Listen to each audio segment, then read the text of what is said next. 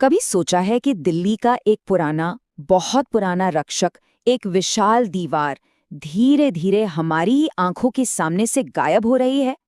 आज हम इसी अरावली पर्वत श्रृंखला की कहानी को परत दर परत खोलेंगे। ये एक ऐसा सवाल है जो दिल्ली और आसपास रहने वाले हर इंसान के मन में उठता है। हर साल बढ़ता हुआ प्रदूषण, वो धूल भरी हवाएं जो आंखों में जलन पैदा करती हैं, आखिर इसकी जड़ कहाँ है? देखिए, इसका जवाब किसी नई टेक्नोलॉजी या पॉलिसी में नहीं, बल्कि पृथ्वी के इतिहास की एक बहुत ही पुरानी कहानी में छिपा है। तो चलिए मिलते हैं इस कहानी के असली किरदार से। तो चलिए इस प्राचीन रक्षक की कहानी को थोड़ा और करीब से जानते हैं। हम बात कर रहे हैं अरावली पर्वत श्रृंखला की, जो सदियों से दिल्ली के लिए खामोश दीवार की तरह खड़ी रही है। जरा इस नंबर को देखिए, 1.5 अरब साल। ये अरावली की उम्र है, मतलब इतनी पुरानी कि इसकी कल्पना करना भी मुश्किल है। ये धरती की सबसे पुरानी पर्वत श्रृंखलाओं में से एक है। और जब हम इसकी तुलना हिमालय से करते हैं तो बात और भी हैरान करने वाली हो जाती है। हिमालय, जो हमें इतना विशाल और पुराना लगता है, वो असल में अरावली के सामने एक बच्चे जैसा है। अरावली तब से यहाँ है जब इस ग्रह पर जीवन बस शुरू ही हो रहा था। तो ये पुराने पहाड़ हमारे लिए करते क्या हैं? देखिए, ये सिर्फ चट्टानों का ढेर नहीं है।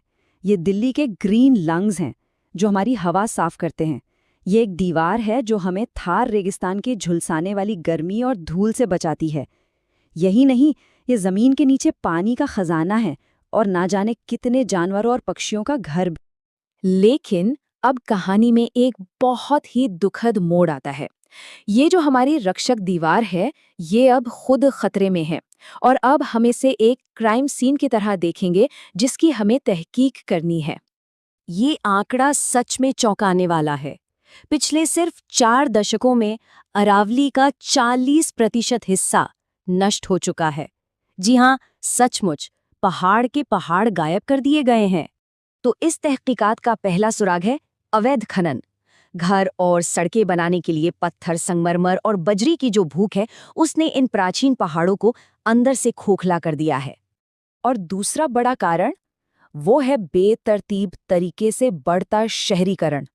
शहरों को बसाने के लिए इन पहाड़ों को काट कर समतल कर दिया गया, जिससे इस बेहद नाजुक इकोसिस्टम पर बहुत भारी दबाव पड़ा।